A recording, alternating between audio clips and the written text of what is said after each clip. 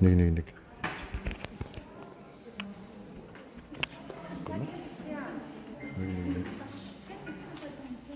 Би барьж.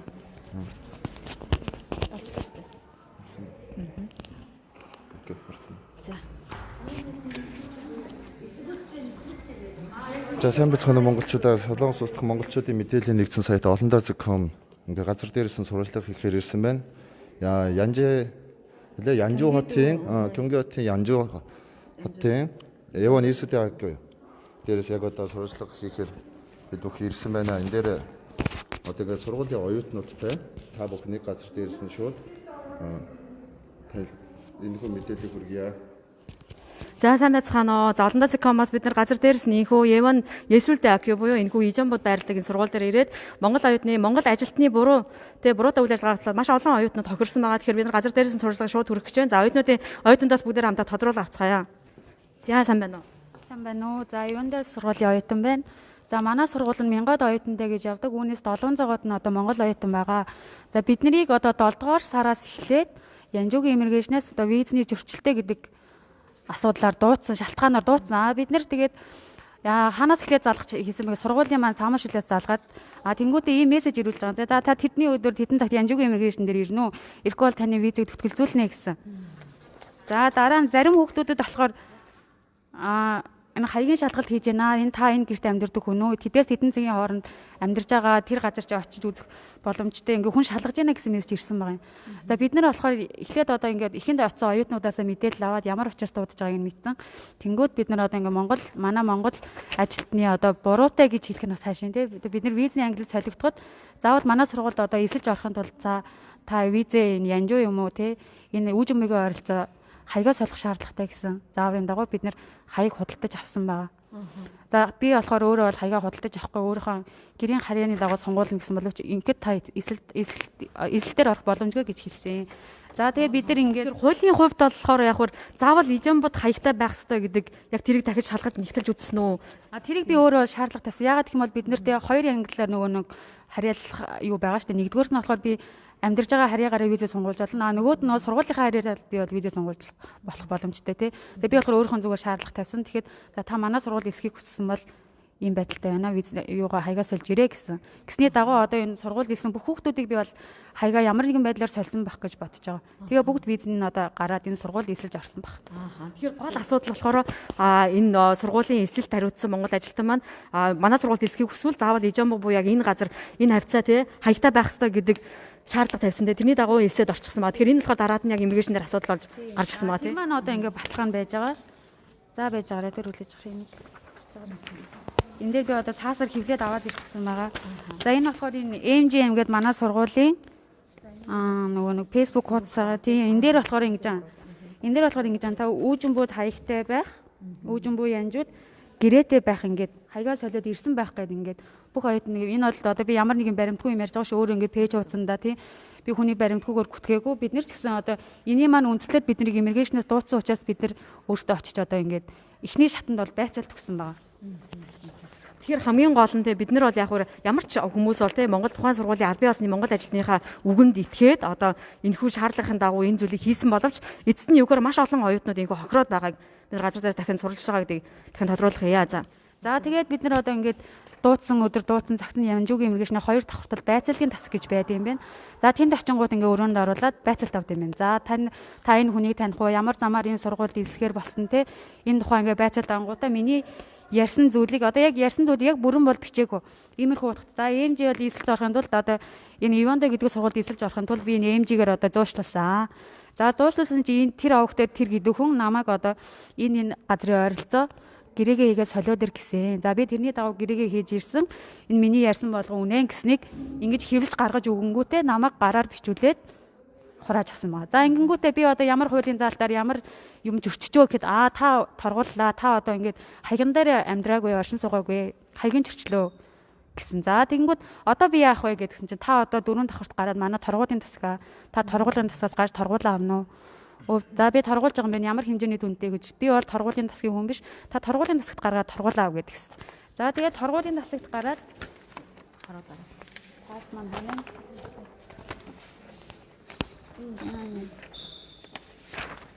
торгуулийн тасалд гаргаад ингээд торгуулаа авч байгаа шүү дээ тий.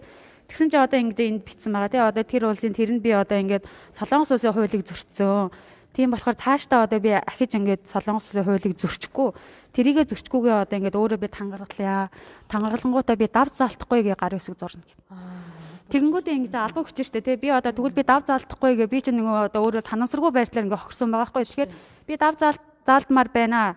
Би тэгвэл энэ цагаа юу яая? Энд дээр гар үсэг зурхгүй гээ тэнгүүд. За тэгвэл та цагаан хуудас аваад нутаг буцах хүсэлтэй өгөө. Би тэгээ одоо ингээд оюутан штэ тий би ямар ч одоо сонголтгүй болчихж байгаа маа. Тэгээд одоо ингээд цаашдаа яах вэ гэдгсэн чинь танаа юу ч одоо 5 саяын торгуултай байсан хагийн зөрчил гээд. Тэгэнгүүтээ бид нэр сургуулийн чинь захиргаанаас ирж уулзсан учраас 30% хөнгөлөө тэрэн дээр одоо битсэн байгаа. Одоо энэ дээр бол байхгүй л дээ ингээд бидний ингээд хавтас хэрэг шиг ингээд нэлээд зузаан материал хийвэлцээ. Одоо энэ дээр энийг уншаа. Одоо энэ дээр 30% хөнгөлсөн. 30% хөнгөлсөн чинь 3 сая 500. Та энийгээ тэднээс тэдний үүдний дотор төлнө гэсэн надад нөгөө нэг одоо торгуулийн хуудас гэсэн. Би тэрийг хэвлж авчираагүй байна л да нөгөө төлцөө учраас. Тийм торгуулийн утасгсан баг. Тэгэхээр хамгийн гол нь гадаад иргэд бол тийм мэдээж иммиграшн гэдэг байгууллага бол эрх мэдэлтэй байгууллага учраас бид очиод өөрийнхөө эрх ашигын талаар яг яах вэ гэдээ тодруулах чадахгүй зүгээр яг аргагүй нөхцөл байдалд ороод тэгээ шууд гар үсэг зургангууд гар үсэг зуршдаг. Гэтэл дараад нь тэр гар үсэг зурсан байдал маань юу гэхээр дараа нь энэ хэргийн талаар дав залдах боломжгүй дав залдахгүй гэсэн тийм бичгийн доор гар үсэг зурулж байгаа нь болохоор асуудалтай болчихж байгаа тийм ээ яг зөв. За өөр энэ талаар өөр дэлгэрэнгүй мэдээлэл хөрсөн талаар мэдээлэл өгөх юм байна уу? За оюутнууд нь хамгийн гол нь одоо иммиграшн жигсэд юу яаж байгаа байхгүй юу? Зүгээр одоо албан ёсолтой 3 сая 500 зүгээр ингэ одоо та нар ингэсэн учраас одоо шууд одоо ингэ торгуулна. Торгуулахгүй шууд нутаг буц гэсэн хүсэл тавьсан. Бид нар тэгээд сургуулаа төгсөөс аргагүй. Тэгээд сургуулаас бол ямар нэг арга хэмжээ аваагүй. Тэгээ манай дээр бол одоо бид нар одоо цаашдаа одоо төгсөө D10 авах боломжтой юм уу, боломжгүй юм уу гэдгийг бид нараас тодорхой мэдээлэл өгөх хэрэгтэй. За тэгээд цаашлаад ингээд D2 дээр бид нар ингээд цаашаа дагалдаа авах ч юм уу те. Энд ер нь Солонгос улсад амьдрах одоо ямар нэгэн тийм эрх нь одоо төрчихөж байгаа байхгүй. Одоо бид нар дээр одоо ингээд тийм иммиграшн дээр бас биднийг бас тэгсэн байгаа. За Солонгос улсад ажил хийж болохгүй ямар нэгэн одоо Солонгос улсын ямар нэгэн хуулийг зөрчгөл юм бол шууд Монгол буцнаа гэсэн тийм байгаа. Тэгэхээр айгүй бидний эрхийг одоо бүгдийг айгүй боож байгаа гэсэн үг байхгүй. Тэгээ эрх ашиг айгүй хязгаарлагдмал бооцсон тий хязгаарлагдмал болгож байгаа гэсэн үг байгаа. Тэгэхээр энэ асуудлыг бол яг хуулийн дагуу бид нэр шийдэхээр явах хэрэгтэй байгаа тий. За тэгэхээр өөр энэ талаар за тэгээд ингээ харж байгаач л одоо энэ болохоор нэг биш хоёр биш одоо хэдэн зуун оюутны тухай асуудал яригдж байгаа. Тэгэнгүүт одоо ингээ Солонгос улс байдаг тийм Монголын оюутны Солонгос улс дахь оюутны холбоо энэ том одоо эрх хөхий байгууллагууд одоо юу хийж байна? 7 сараас хойш ингээ 40 ингээ хэрэг томроод хэдэн зуун оюутан нэг оюутан 3 сая 500 мянган воноор торгуулсан. Тэдний ард олон ар гэрүүд ингээ хохирж байна. Олон оюутнууд хохирж байна. Хүсэл мөрөөдөлгөдлөө ирсэн байна тийм ээ. Тэгээ энэ болгон дээр одоо Монгол элчин сайдын яам консулын яагаад дуурахгүй байна вэ? Яагаад Солонгос улсад байгаа оюутны холбооныхон дуурахгүй байна вэ? Зөвхөн шинэ жил зохиохоор оюутны холбоо гэдэг юм уу? Жинхэнэ асуудал, жинхэнэ шийдвэрлэх хэрэгтэй чинь энэ байна. Тэгээ одоо хамгийн ихэнд ирсэн одоо олонлогийнхантай бол бид нэр амар талархаж байна. Бидний одоо санал хүсэл гомдлыг авч байгаад баярлж байна. Тэгээд нийт эвэн сургуулийн одоо хохирсон оюутны тоо тодорхой байгаа юм. Одоогийн байдлаар бол яг би сургуулийн захиргаанд бол шаардлага тавьсан. Монголын ажилтнанд нь шинээр орсон байгаа. Тэгээд хэлсэн чинь би бол өөрөө 9 сарын 25-нд дуудагдсан байт юм аа. Тэгээд надаас хойш одоо ингээд сургуулийн сайтн дээр ил тол тавигдсан хүүхдүүд 200 хүүхд байгаа. Өмнө нь хэдэн хүүхд дуудагдсан мэдгүй. Сургуулийн захиргаа одоо л тэр тоогоо өөртөө гаргаж хянд чадаагүй байна. Тэгээд би болохоор дараагийн шатанд сургуулийн шинээр орсон Монголын ажилтнуудаа шаардлага хөргүүлсэн. Юу гэж хэлсэн бэ гэхээр бид нар одоо ингээд ямар нэгэн байдлаар хууль зөрчсөнд бол бид нар торгуулаа төлөх нь үнэ. Төлөх ёстой. Тэгээ тэрийгэ зөвшөөрөө би өөрөө гарын үсэг зурсан учраас төлнө. Гол нь дараагийн шатанд бид нэр энэ мөнгийг одоо ямар нэг 3 сая 500 гэдэг чинь Монгол төгрөгөөр монорч бацсан их мөнгө энэ оюутнууд хаанаас ямар замаар авчрахнууд маш хэцүү. Бид нэг удаад иммиграшн харж удаад 10-аас 15 хоногор сунгаж өгч байгаа. Тогтсон хугацаанд нь төлж байгаа. Тийм учраас сургуулийн захиргаа бол бидний дараагийн төлбөрийг хөнгөлж өгөөч. Төлбөрийн асуудал дээр бид нарт уян хатан хандаач гэсэн тийм шаардлага тавиулсан боловч сургуулиас захиргаа хуралж гин гэсэн тэгэнгүүтээ Монгол ажилтнаа холбоо барьсан. За одоогийн байдлаар төлбөр төлсөн гэсэн хүүхдүүдийнхээ овг нэр хагбааны дугаарыг өгөөч гэсэн. Би чадлаараа одоо нэг групп байгуулсан. Чадлаараа одоо энэ байгаа хүүхдүүд нь бүгд л өгсөн баг. 50-д одоогийн байдлаар 42 хүүхдийн нэр байна. Би өөрөө сая харлаа. Тэрийг одоо л сургуулийн захиргаанд өгөөгүй байна. Өгөөгүй учраас сургуулийн захиргаа тэрийг одоо авч үзэх асуудал шийдэж өгөхгүй байна. Тэгэнгүүт тийм өнөөдөр одоо манайх те дундын шалгалт авч эхэллээ. Тэгсэн багш нар өмнө бид нар бол одоо уцнаасаа те бэлдсэн PPT материалаа хараад интернетээс хайх ч юм уу тэр маягаар шалгалт өгч болдог байсан бол өнөөдөр зөвхөн багш чи энийг хэвлэж авнаасаа л харна те өөр юм ямар нэгэн бид нар одоо орчуулга хийж болохгүй харахгүй чи энээсээ л харна тэнгүүдээ зөвхөн хар балаар бич шаардлага өндөрс хар балаар бич ямар нэгэн байдлаар чиюугээ штрик хэрэглэхгүй. Тэр үн найзлаг байдлаар сургуулийн зүгээс одоо иймэрхүү асуудал гарснаас болоод Эван дээд сургуулийн оюутнууд бол дүнгийн хувьд ч юм уу эсвэл сургуулийн төлбөрийн хувьд ч гэсэн маш олон асуудалд унж байгаа гэсэн үг. Тэгээ дээрэс нь түрүүний оюутны маань ярьсан те бүрхэг болж байгаа зүйл нь болохоор цааш сунгах болон цаашдаа визний ангилал солих мөн бас дагалдан авчрах тал дээр маш их бүрхэг те ямар ч тийм тодорхойгүйгээс эрх ашиг нэгээ зөрчигдөөд хязгаарлалт болж байгаа гэдгийгээс дахин дуулгамаар байна. За өөр мэдээлэл нэмж. Одоо жишээ нь 10 сарын байдлаар гэхэд иммиграшнээр дуудагсан оюутнуудад 80 гаруй оюутан гэж байгаа байхгүй. Гэтэл тэр 80 гаруй оюутан үдийг гэтэл одоо 3.5 сая вон бүгд төлсөн. Гэтэл 7, 8, 9 сарыг нь 3 сар дахиад хичнээн хүн дуудагсан байж таарах уу. Би ингээд анх нөгөө байцаалтанд ороод хийж явахад иргэд бол би хэрэг тухайд буруу ойлгоогүй ба штэ. Одоо энэ хуурамч одоо хаягаар ингээд материал бүрдэж авсан оюутнууд 400 гаруй байна гэжсэн байхгүй юу. Гэтэл бүхэл бүтэн 17 он 16 онд Эван дээд сургуулийг төгсөөд явцсан одоо энэ дахиад мөдийн 10-аар байж байгаа хүмүүсийг нөхөж дуудаад ингээд торгосон байгаа байхгүй. Тэгэхээр дахиж цаашдаа одоо үнэхээр тухайн үнэн бол 400 гаруй оюутны эрх ашигын хохирчин гэсэн үг. Гэтэл BTD-г анх ингээд BTD өөрсдөө үндсэн хаягтай хүмүүсээ хаягийнхаа дагуу ингээд иммиграшнд орж визээ солиулж болох уу гэтэл та нар ингээд хогдаан гэсэн нөгөө хэлний бэлтгэлээс мастер руу шилжиж орж байгаа тохиолдолд заавал Янжи хотод энэ уяжинбууд хаягтай байх ёстой гэдэг шаардлагыг тэр MJM Core гэдэг байгууллагын ажилтнанд тавьж байгаа юм. Гэтэл тэр байгууллага чинь зүгээр одоо зуучрын байгууллага биш. Тэр нь болохоор энэ сургуулийн Монгол ажилтан гэж явж байгаа хүн шүү дээ. Тийм үү. Гэтэл зөвхөн одоо өнгөрсөн 3 сард эсэж орсон хүмүүсийн хуурамч хаяг аваад одоо торгуулад байгаа биш. Тэрнээс өмнө гэхэд энэ асуудал байсаарласан байгаа байхгүй юу. Гэтэл бид хэдийг энэ хаягтай хаяггүйгээр үнэхээр одоо тийм их тэнцвүүлээ тийм үү. Метраж шалгаж аваад байгаа бол зөвхөн Монгол ажилтан газар тэгж авсан юм уу энэ хэдэн зуун оюутныг. Эсвэл сургууль гэдэг зүйл яг юуны тул байдгийг. Тэнцвүүлж авахын тулд хаягийг хүрч шалгасан л байх шүү дээ.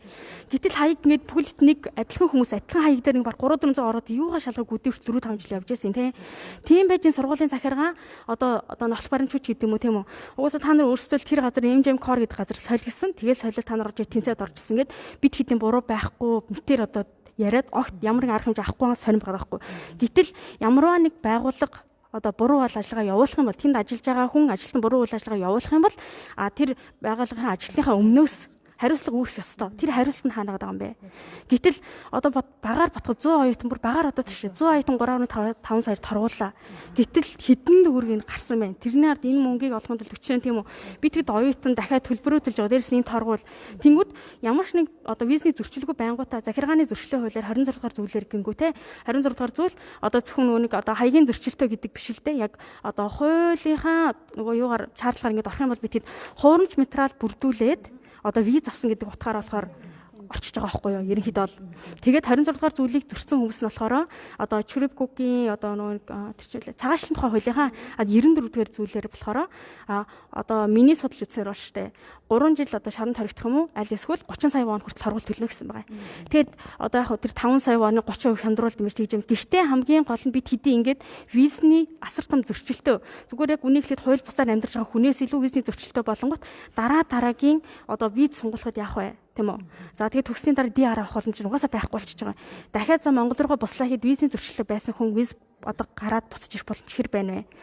Тэнгүүтээ энэ сургуулийн хэд тон ингээс одоо бид тэр групп байгуулаад тэнд яриад хуралдаад байна гэд байгаа мөртлөө ингээд сонсоод хаад одоо бид хэд 40 оюут ингээд торгууллаа те. Бүлэгт Монгол оюутнуудын бараг л яг үнийг хэлэхэд одоо бараг 80% нь Монгол оюутан байхад энэ оюутнуудын эрх ашиг нь ийм их зөрчигчөөд байхад одоо энэ сургууль юу ч хийхгүй байгаа нь хамгийн сонирн байгаа байхгүй юу?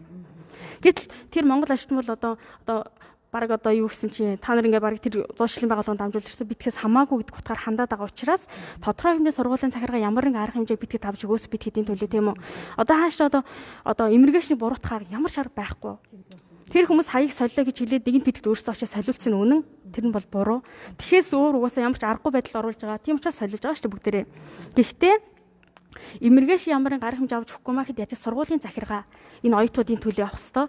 Тэгэд үнэхээр тэр оюутны холбоо энтергээд байдсан бол нэрээ үнэхээр одоо баяр цэнгүүн зохион байгуулалтаа энд солонгост ажил хийж байгаа манай оюутнууд энэ тэр гэдэг хэрнээ яг ийм оюутнуудын эрх ашиг зөрчиж байгаа юм дээр яагаад ямарваа нэгэн дуу хоолойгоо итгэж одоо элчин сайдын яамд хүргэдэг юм уу тийм үү. Тэг бид хэдийн төлөө ямар нэг яагаад юу ч хийхгүй. Энэ бол 10 хүн 20 хүний асуудал биш. 100-аас хэтэрж байгаа баг 300-400 хүртэл хүний асуудал яваад байгаа хгүй. Зөвхөн энд сурж байгаа оюутнууд хараалаар.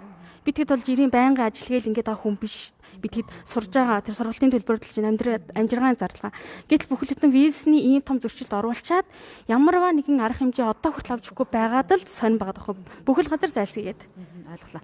За бид нар ийхүү тодруулга хийж дээ үргэлжлүүлэн энэхүү асуудлыг шийдэх хүртэл бид нар явах болно олон ЦК-ийн. Тэгэхээр бид нар дараагийн удаа болохоор Монгол ажилтнтай бид нар холбогдсон мөн бас сургуулийн зүгтээ албан ёсны захиргаантай сургуулийн захиргаанд бид нар хүсэлт хүргээд албан ёсоор бас мэдээллийг хүргэх болно. Тэгэхээр сая оюутныг хэлж байгаа шалтгаалх юм бол энэхүү Эван дээд сургуулийн нийт оюутны 80% нь монголчууд байгаа тийм ээ. Тэгэхээр монголчуудаас бас зөрчилд орсон ийхүү Монгол ажилтны буруутай үйл ажиллагаас болоод зөрчилд орсон торгуулсан оюутны тоо бараг 400 гэж бас сайн сонсон байгаа. Тэгэхээр энэ бол үнэхээр ноцтой хэрэг бөгөөд энэ зөвхөн оюутнуудын эрх ашигаас гадна Монгол улс тэр чигээр Монголын элчин сайдын яамнаас гадна өөр олон байгууллагууд нэгдээд энэ асуудлыг шийдэх талаараас хөдлөх ёстой хаа гэж бидний зүгээс уриалмаар байна. За үргэлжлүүлээд бас дахиад нэмж хэлэх хүн байна уу? За маш их баярлалаа. Тэгээд олондоо ЦК-м энэхүү асуудлыг бас үргэлжлүүлэн та бүхэндээ хүргэх болно. Тэгээд өнөөдөр бас нэгдээд энэ газар цугласан оюутнуудаа маш баярлалаа. Тэгээд асуудлыг шийдэхин төлөөс та бүхэн ч гэсэн бас үргэлжлүүлэн хөтлөөсэй гэж хүсэж байна. Баярлалаа. Лайвыг инхүү өндөрлөё.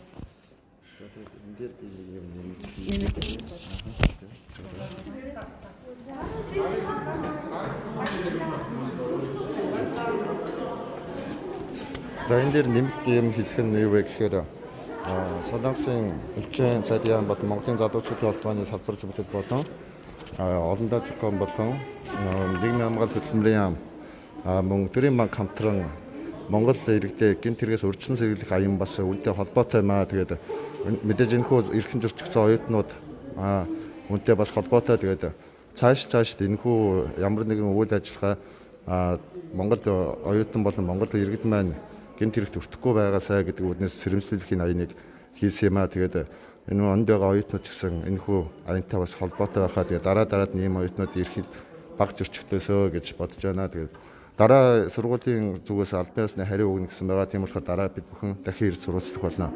Ингээд хамтдаа байсан үзэгч та бүхэндээ баярлалаа.